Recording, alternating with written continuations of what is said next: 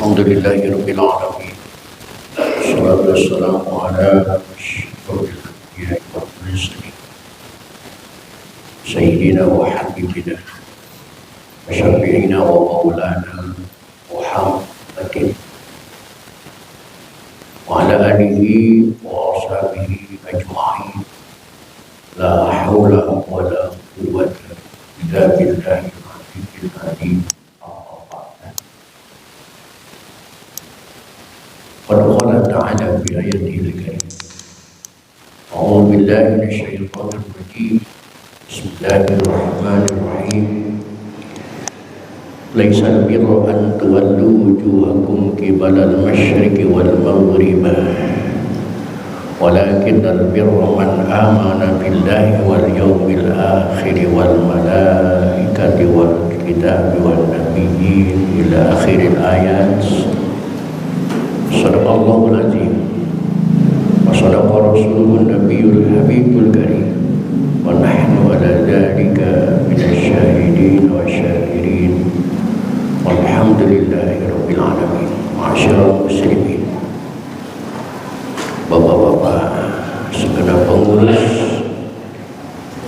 dan jamaah Masjid Jamil Nurul bil khusus yang hadir dan alim pada malam ini, yang saya hormati dan yang saya muliakan. Mudah-mudahan dengan bertaklim sehingga kehidupan kita mendapat kemuliaan dari Allah Subhanahu wa ta'ala. Amin. Puji serta syukur mari kita panjatkan kehadirat Allah, salawat serta salam mari kita terus sanjungkan kehadiran Rasulullah Muhammad sallallahu alaihi wasallam. Hadirin rahimakumullah, kajian kita pada malam ini melanjutkan metodologi Al-Quran dengan pembahasan surah Al-Baqarah di ayat 177. Al-Baqarah 177 yang diawali dengan kalimat laisal birra an tuwallu wujuhakum qibalal masyriqi wal maghrib. Silakan dicari dan perhatikan, dan kita buka saja taklim ini dengan sama-sama membaca Ummul Quran surah Fatihah, seraya berharap kepada Allah Subhanahu wa ta'ala semoga dengan bacaan Al-Fatihah hingga Allah berkenan mengampuni dosa dan kesalahan yang pernah kita lakukan. Amin. Terutama untuk kedua orang tua kita, keluarga kita, saudara-saudara kita muslimin dan muslimat yang sebagian besar mereka sudah ada di alam barzakh. Semoga diampuni semua dosa dan kesalahannya oleh Allah dan terima amal ibadahnya oleh Allah Subhanahu wa ta'ala. Dan untuk kita yang masih hidup dengan niat akan selalu hadir di majlis taklim, mudah-mudahan kita diberikan panjang umur disertai dengan sehat walafiat, dihiasi dengan rezeki yang luas, hasil semua maksud dan hajat kita. Dan Al-Fatihah ini kita mohonkan juga kepada Allah Subhanahu wa ta'ala untuk saudara-saudara kita yang ada di Palestina sana, yang mereka sedang mempertahankan kehidupan dari serangan genosida. Mudah-mudahan mereka diberikan ketabahan, kesabaran dan kemenangan oleh Allah Subhanahu wa ta'ala. Bismillahirrahmanirrahim. Rasulillah wa barakali mu'adzim ada tafsir wa bisiril Fatihah. A'udzu billahi minasyaitonir rajim. Bismillahirrahmanirrahim. Alhamdulillah Rabbil alamin maliki yaumiddin iyyaka na'budu wa iyyaka nasta'in ihdinas siratal mustaqim siratal ladzina an'amta 'alaihim ghairil maghdubi 'alaihim waladdallin. Silakan diperhatikan Al-Baqarah 177.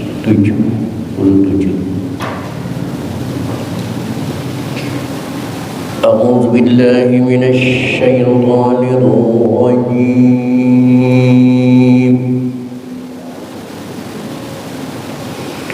Bismillahirrahmanirrahim. Laisal birra an وجوهكم قبل المشرق والمغرب ولكن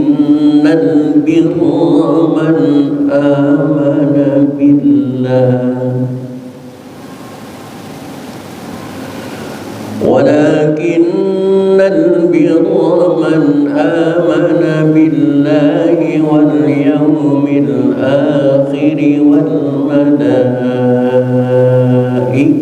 والكتاب والنبيين وآتى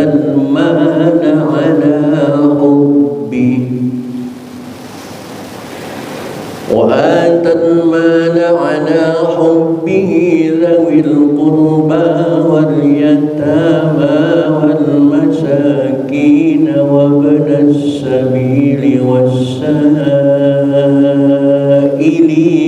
وفي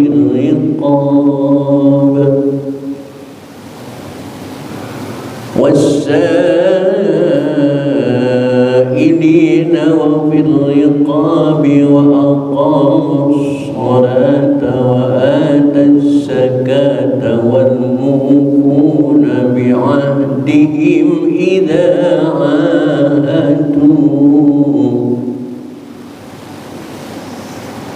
Di sini nggak ada tanda wakofnya. Nggak tahu di Quran yang Bapak pegang ada tanda wakof tadi dah? Nggak ada. Ada. Nanti baca sesuai dengan tanda wakofnya saja. Di sini nggak ada tanda wakof. والصابرين في البأساء والضراء وحين البأس أولئك الذين صدقوا وأولئك هم المتقون.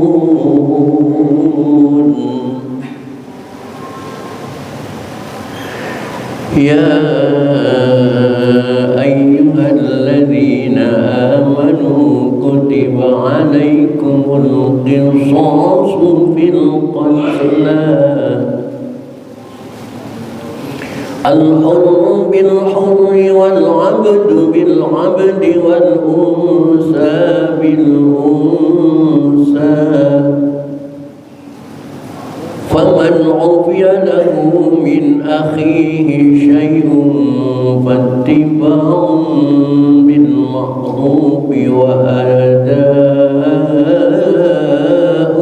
إليه بإحسان ذلك تخفيف من ربكم ورحمة فمن اعتدى بعد ذا tolong bedakan ya makhrajnya antara da dengan da. فمن اعتدى بعد ذلك فله عذاب أليم. ولكم في القصاص ada mimati ketemu berupa itu hukumnya idhar. Walakum fil qisasi hayatun ya ulil albab la'allakum tattaqun.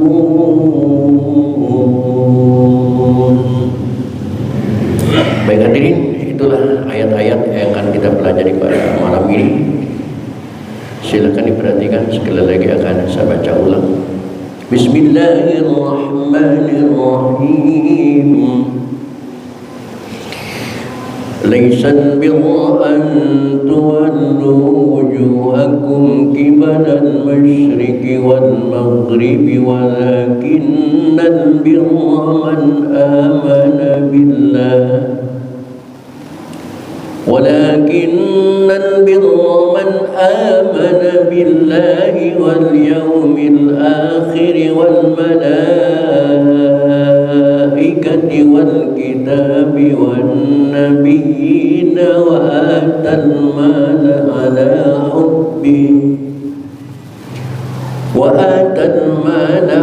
حبه ذوي القربى واليتامى والمساكين والمساكين وابن السبيل والسائلين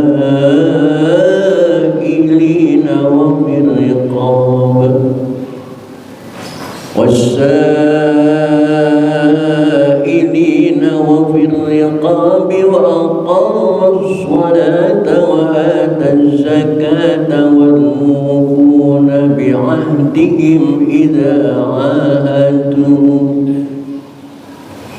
والصابرين في البأساء والضراء وحين البأس أولئك الذين صدقوا وأولئك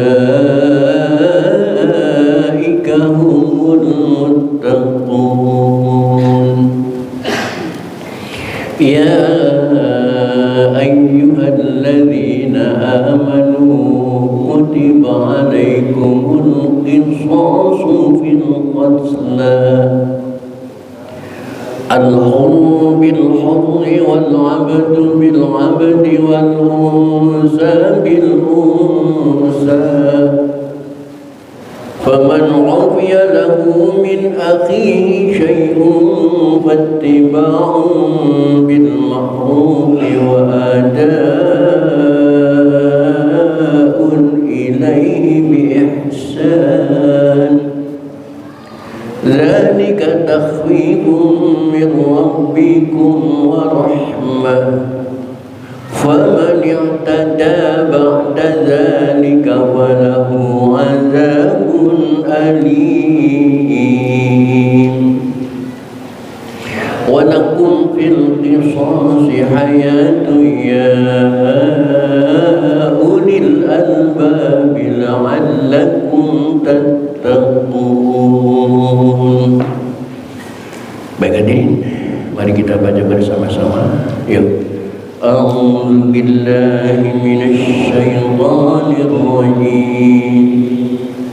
Bismillahirrahmanirrahim. Laisal birra an tuwallu wujuhakum qibalal masyriqi wal maghribi walakinnal birra man amana billah ولكن البر من آمن بالله واليوم الآخر والملائكة والكتاب والنبيين وآتى المال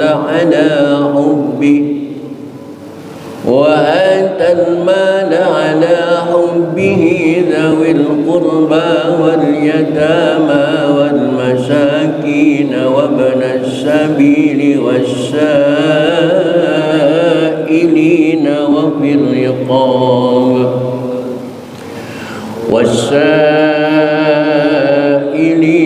وفي الرقاب وأقام الصلاة وآتى الزكاة والموفون بعهدهم إذا عاهدوا والصابرين في البأساء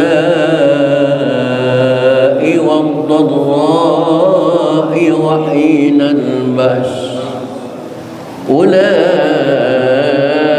الذين صدقوا وأولئك هم المتقون. يا أيها الذين آمنوا كتب عليكم القصاص بالقتلى الحر بالحر والعبد بالعبد والأنثى بالأنثى فمن عفي له من أخيه شيء فاتباع بالمعروف وأداء إليه بإحسان ذلك تخفيف من ربكم ورحمة فمن اعتدى بعد ذلك فله عذاب أليم ولكم في القصاص حياة يا أولي الألباب لعلكم تتقون. Ulangi. Bismillahirrahmanirrahim.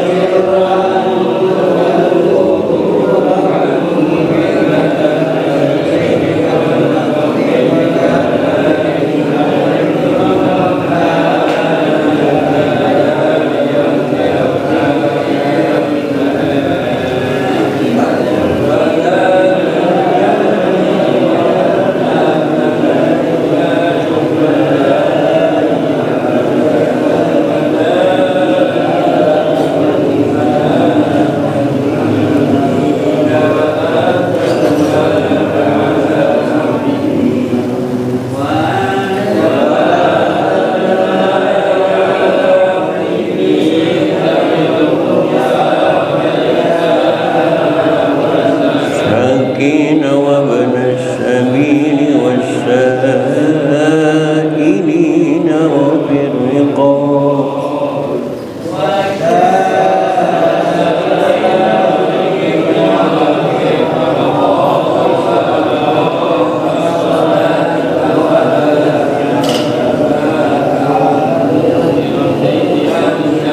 بهم إذا عاهدوا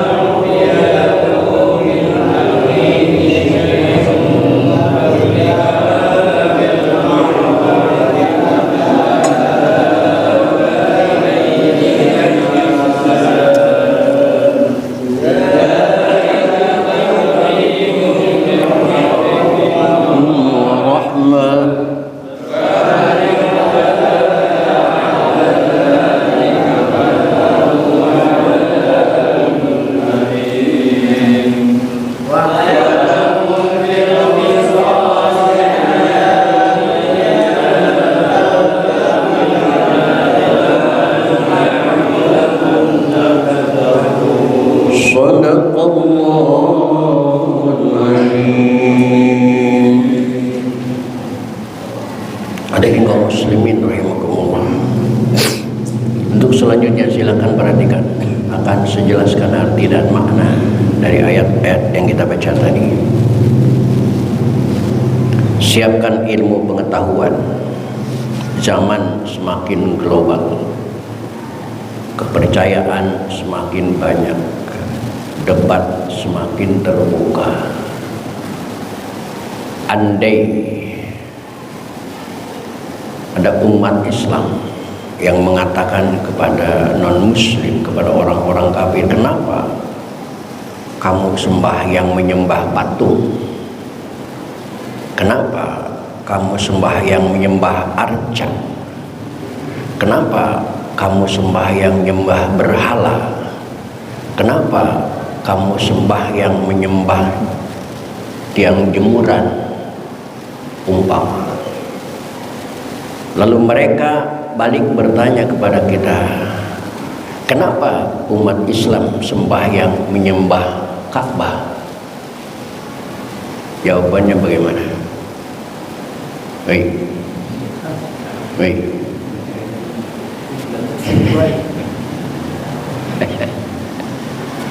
Kamu juga umat Islam sholat menyembah Ka'bah kok.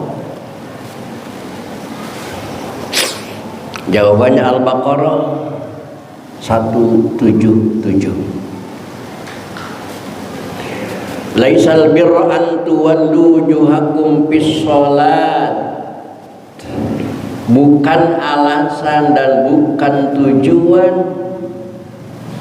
bahkan bukanlah suatu kebaikan bagi kalian ketika sholat menghadap masyrik dan maghrib.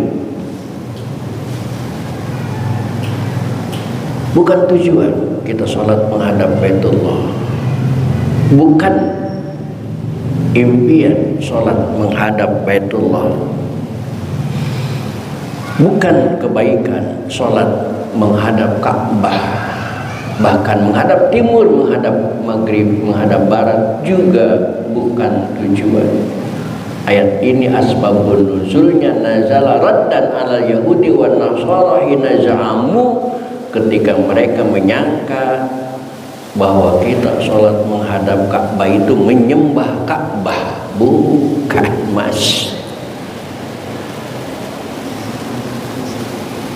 Walakinnal birra, tetapi kebaikan itu, perintah itu aidal birri wa quriya bi fatil barri, baru man amana billah, kita beriman kepada Allah. Karena definisi iman itu ada 3 item. Komponen iman itu ada 3. Ma'rifatun fil qalbi. Yang pertama, iman itu keyakinan yang penuh di dalam hati bahwa tiada Tuhan selain Allah dan Nabi Muhammad Rasulullah. Komponen yang kedua itu adalah qaulun bil lisan. Sepasang bibirnya mengucapkan asyhadu an la ilaha illallah wa asyhadu anna Muhammadar Rasulullah. Komponen yang ketiga adalah amalun bil arkan, mengerjakan dengan seluruh anggota apapun yang Allah perintahkan kepada kita, menjauhi apapun yang Allah larang dari kita. Dengan wa amalun bil arkan ini Allah perintahkan di ayat-ayat sebelumnya, wa haitsu ma kuntum fawallu wujuhakum qibalal masyriqi wal maghrib, bahkan di mana saja fawallu wujuhakum syatrul masjidil haram, di mana saja kalian berada, kata Allah, kalau kalian mau salat hadapkan wajahmu ke tengah-tengah masjidil, dan di tengah Masjidil Haram itu tafsirannya adanya Baitullah. Intinya, sikatnya, letternya, kalau kau sholat hadapkanlah wajahmu ke Ka'bah. Tidak ada urusan antara kita dengan Ka'bah. Kena Ka'bah juga makhluk, kita juga makhluk. Nggak ada urusan menyembah Ka'bah. Kita menghadap Ka'bah itu bukan berarti menyembah Ka'bah, cuman menghadap saja ke Ka'bah karena dasarnya perintah Allah Subhanahu wa haitsu ma kuntum fawallu wujuhakum syatrah, kata Allah. Nggak ada urusan.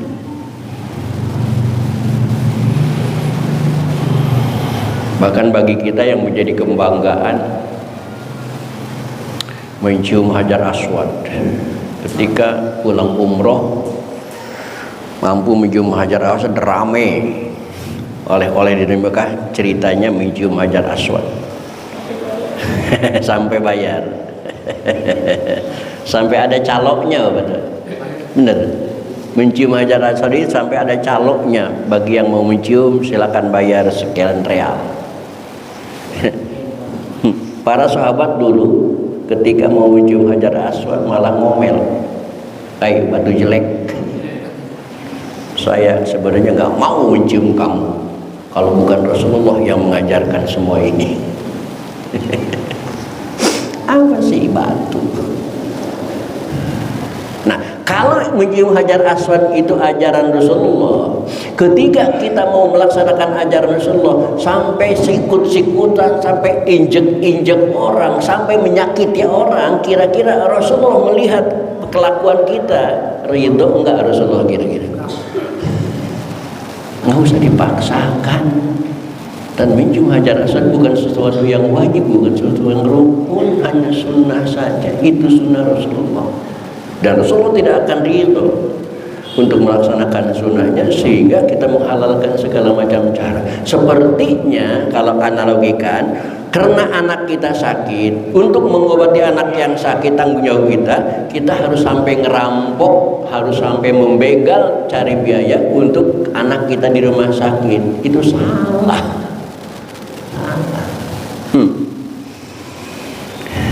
Yang baik adalah orang yang beriman kepada Allah, iman kepada Rasulullah, iman kepada malaikat Allah, iman kepada kitab Allah wal yaumil akhir, dan iman kepada hari kiamat. Tetapi yang 6 ini, amantu billahi wa malaikatihi wa kutubihi wa nabiyyin wa rasulihi wal yaumil akhir wa bil qadari khairihi, itu adalah ibadah vertikal, ibadah hamba dengan Allah Subhanahu wa ta'ala, karena tidak ada yang menyangkut manusia. Dan di ayat lain Allah mengatakan, duribat alaihimud dillatu aina ma suqibu illa bihablim minallah wa hablim minan nas. Lakukan juga hubungan horizontal, karena manusia yang baik adalah manusia yang melakukan hubungan erat dengan Allah, hablum minallah, dan hubungan mesra dengan sesama manusia yang disebut hablum. Maka hablum minan nas su'atal mala ala hubbihi, santuni anak yatim yang ada di sekeliling kita, berikan mereka sesuatu ala hubbihi, sesuai dengan barang yang kita cintai. Jangan barang itu sudah dibuang dari rumah kita disedekahkan kepada orang lain, itu tidak boleh. Barang yang disedekahkan itu artinya barang yang kita sendiri masih make. Bukan berarti harus yang terbaik, enggak juga. Karena selama ini dakwah Ustadz itu sering kali begini, sedekahkanlah harta yang terbaik yang punya kita. Berat, Pak. Sampai dicontohkan sama Ustadz tertentu, kalau kita punya sarung, 1 BHS, 1 Atlas, 1 Gajah Duduk, 1 apalagi Wadimor, apa? Rubat, maka kata Ustadz yang harus disedekahkan BHS-nya. Enggak juga, BHS cuma atuh-atuhnya. Enggak juga. Apapun, mau BHS kayak, mau Atlas kayak, mau Gajah Duduk kayak, mau Rubat kayak, Wadimor kayak, yang penting masih layak pakai. Itu maksudnya ala ubi. Kita juga masih memakai itu, kita juga masih senang memakai itu. Sedekahkan, itu baik. Kalau memilih yang terbaik berat, Pak. Nah, apalagi ada contoh, Ustadz mengatakan, kalau kita punya ayam yang 1 jago, yang 1 induknya, yang 1 anaknya, maka ayam jago yang disedekahkan. Susah.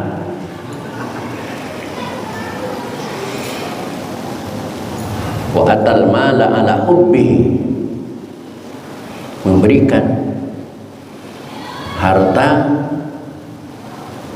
yang kita juga masih mencintainya.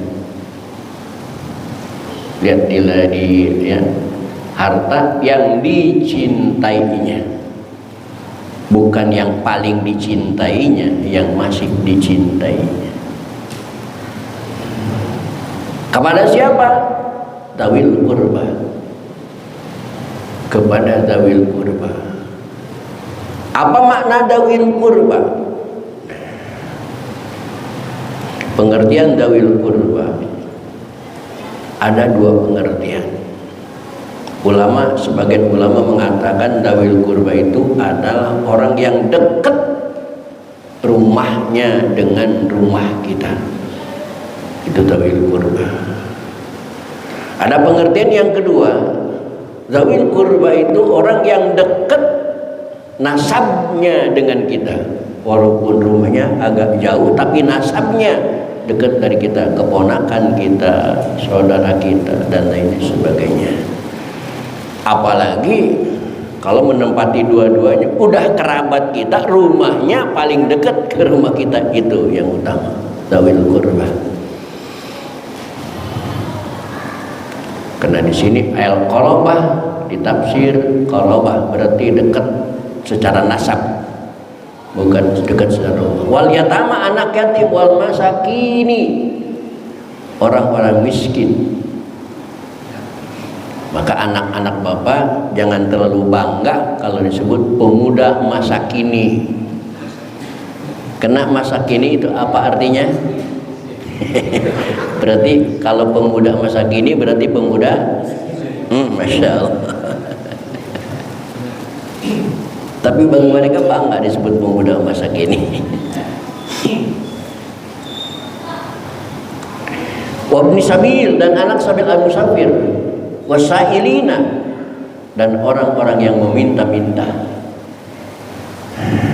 Nah, bicara orang yang meminta-minta, sekarang kita paradoks sama orang-orang yang minta-minta. Kalau di zaman itu mungkin yang meminta karena butuh.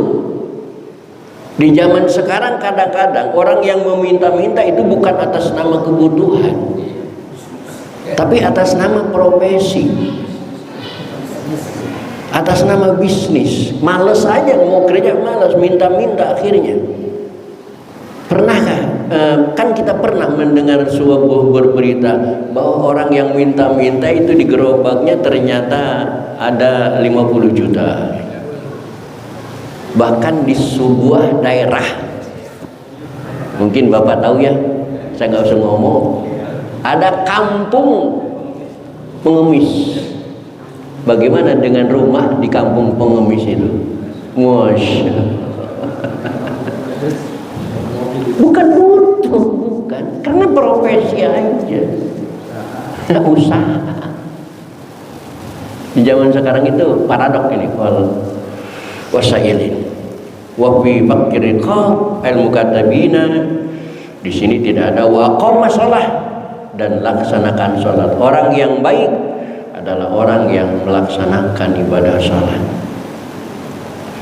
Wa ata zakat, dan tidak cuma sholat tetapi juga harus mengeluarkan zakat.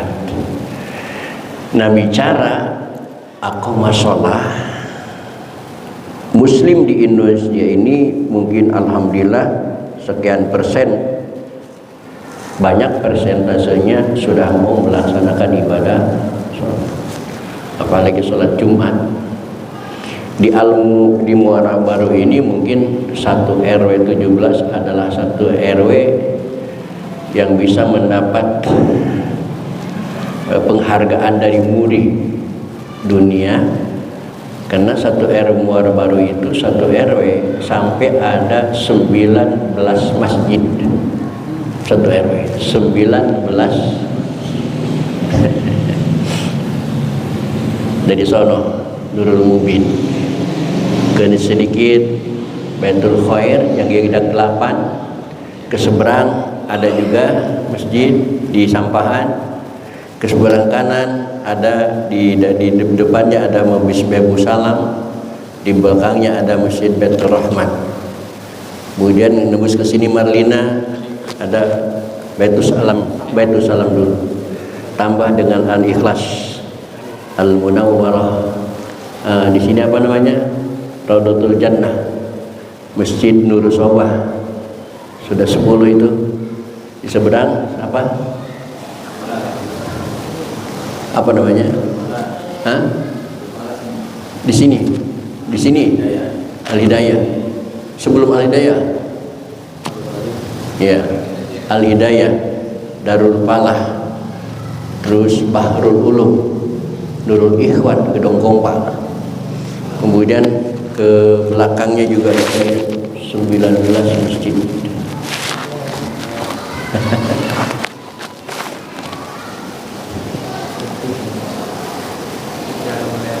Dan itu kabar bahagianya, setiap Jumat tidak ada masjid yang bisa nampung jamaah. Setiap Jumat jamaah pasti luber di 9 masjid tadi. Al-Ikhlas sama-sama sampai ke jalan, Al-Munawarah masih sampai ke jalan, dan lain sebagainya. Kalau untuk sholat alhamdulillah. Nah yang kedua ini wa ataz zakat, yang mengeluarkan zakat itu masih jarang. Yang pada pengusaha muara baru itu sudah banyak yang masuk dalam kategori nisab, banyak masuk dalam kategori haul. Tapi untuk pengeluaran zakatnya masih jarang. Padahal Nabi Muhammad mengatakan, la sholata liman la zakatalah. Tidak akan diterima sholatnya kalau dia kaya tidak mau zakat. Begitu juga sebaliknya, la zakata liman la sholatalah. Tidak akan dicatat zakatnya kalau tidak. Salat zakat itu hablum minallah dan hablum wal mufuna bi ahdi, dan orang-orang yang memenuhi janjinya idza ahadu, apa dia berjanji, wasabirina, dan orang-orang yang sabar bil baksai, di waktu baksa, asyadatil faqri, waktu susah, waktu roi, dan waktu sakit, wahid al-ba's, bahkan ketika sedang sangat menderita. Ulaikal ladzina shadaqu, orang itulah orang-orang yang benar-benar mempertahankan keimanan fi imanihim, dalam keimanannya, awiti'il birri, atau dia melakukan kebaikan. Dan wa ulaika humul muttaqun, orang-orang itulah yang masuk dalam kategori catatan orang-orang yang bertakwa kepada Allah Subhanahu wa ta'ala. Ya ayyuhalladzina amanu, oleh karena itu keimanan kita diarahkan oleh Allah Subhanahu wa ta'ala dalam surat Al-Baqarah 178, kutiba alaikumul qisasu fil qatl, diwajibkan kepada kalian. Makna kutiba, lihat di layar, makna kutiba ayurito, dipardukan, diwajibkan melaksanakan hukuman kisos. Apa kisos? Al-masalah, perbandingan, bil qatla, dalam pembunuhan, wasfan wa fi'lan. Al-hurru bil hurri, kalau ada seorang yang dibunuh, yuqtalu bil hurri, dibunuh oleh orang-orang sama merdeka, maka yang membunuh orang yang merdeka itu balasannya harus dibunuh keluarga yang membunuh yang merdeka juga. Wal abdu bil abdi, kalau kita punya hamba sahaya dibunuh oleh orang lain, maka kita berhak membunuh hamba sahaya miliknya dia. Wal unsa bil unsa, kalau keluarga kita yang perempuan dibunuh oleh orang lain, si A, maka kita berhak membunuh anaknya si A yang perempuan. Bahkan wa bayanatis sunnatu anna dzakara yuqtalu biha wa anna tu'tabaru masalah bidin fala yuqtalu muslimun wala amdan bi kafirin.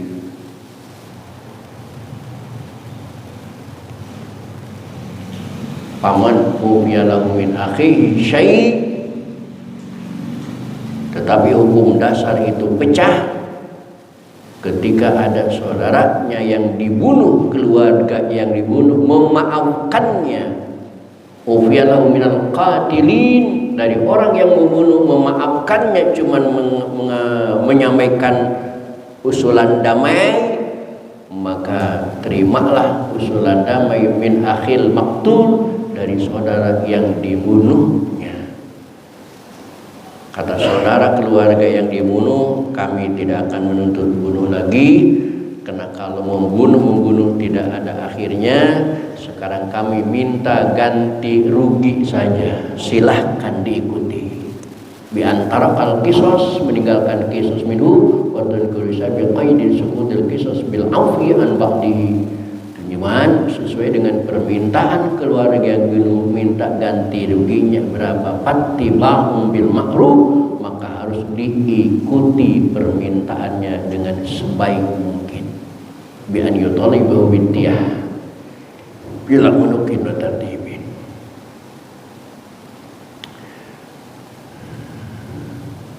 Wa adabun ilahi bisan, dan dipenuhi dengan cara kebaikan. Zalika takhfifu min rabbikum wa rahmah, itulah keringanan dari Allah dan sebagai rahmat dari Allah. Cuman pamanik tada ba'da zalika, siapa orang yang melewati batas setelah menjadi kesepakatan dibayar ganti rugi, ternyata membunuh juga, walahu adzabun alim. Nah, di Indonesia kisos ini tidak diberlakukan.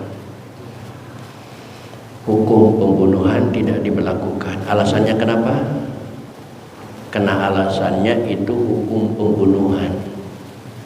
Padahal lihat di ayat 179, Allah yang menjelaskan, walakum, dan manfaatnya bagi kalian fil qisosi, dalam melaksanakan hukum kisos ini, aibuqaul azim hayatun. Kisos ini hukum penghidupan, bukan hukum pembunuhan. Sulit memang membedakannya. Coba kita kaji sedikit-sedikit. Di Arab Saudi menggunakan hukum kisos, setiap membunuh pasti dibunuh. Di Indonesia menggunakan hukum Pancasila, tidak menggunakan kisos. Fakta dan buktinya, banyakan mana orang yang dibunuh? Banyakan di Indonesia apa banyakan di Arab? Banyakan di Indonesia. Kenapa? Karena pembunuh di Indonesia tidak dibunuh. Karena tidak dibunuh, maka tidak ada aturan yang membuat mereka jerah. Tidak ada undang-undang yang membuat mereka takut. Tidak ada aturan yang membuat mereka kapok. Segala sesuatunya bisa diuangkan dengan uang, segalanya selesai. Maka semenak-menak saja membunuh orang. Waktu pemilu tahun 19 berapa ratus orang yang mati. Waktu peristiwa tahun 98 berapa puluh orang yang diculik. KM 50 berapa orang? Apa sampai sekarang tertangkap? Kena nggak pakai hukum kisos? Tapi kalau pakai hukum kisos, bapak mau membunuh tetangga bapak, pasti nggak jadi. Kenapa? Karena bapak kalau jadi membunuh tetangga bapak, pasti besok bapak dibunuh. Kira-kira jadi nggak kita membunuh? Mikir. Iya, hari ini lu yang gua matiin, tapi besok gua yang dimatiin pemerintah. Nggak jadi. Maka dalam hukum kisos itu hayatun, bukan hukum pembunuhan, sebenarnya hayatun, hukum penghidupan, aibuqaul azim, penetapan yang agung. Cuman hal itu hanya bisa dipikirkan ya ulil albab, oleh orang-orang yang punya otak. Apa ulil albab? Zawil ukul, orang-orang yang punya akal. Berarti yang tidak menyetujui hukum kisos adalah orang-orang yang tidak punya akal. Mantep ya. Li'annal qatil, kena pakai akal. Orang yang membunuh idza alima, apabila dia tahu annahu yuqtalu, bahwa dia akan dibunuh lagi, irtada'a, maka dia pasti menggagalkan rencana pembunuhan, dan dengan demikian fa'ahya nafsahu, maka dia menghidupkan, mempertahankan kehidupan dirinya sendiri, wa man arada qatlahu, dan mempertahankan kehidupan orang yang akan dibunuh oleh dia. Hayatun. Cuman sekali lagi, pikiran ini hanya bisa ditembus oleh orang-orang ulil albab. Dengan demikian la'allakum tattaqun, kalian berhak menjadi orang-orang yang bertakwa dengan melaksanakan hukum kisos. Kutiba alaikum idza hadara ahadakumul maut, insyaallah akan kita lanjutkan pada pertemuan yang akan datang. Untuk malam ini cukup sampai di sini. Assalamualaikum warahmatullahi wabarakatuh.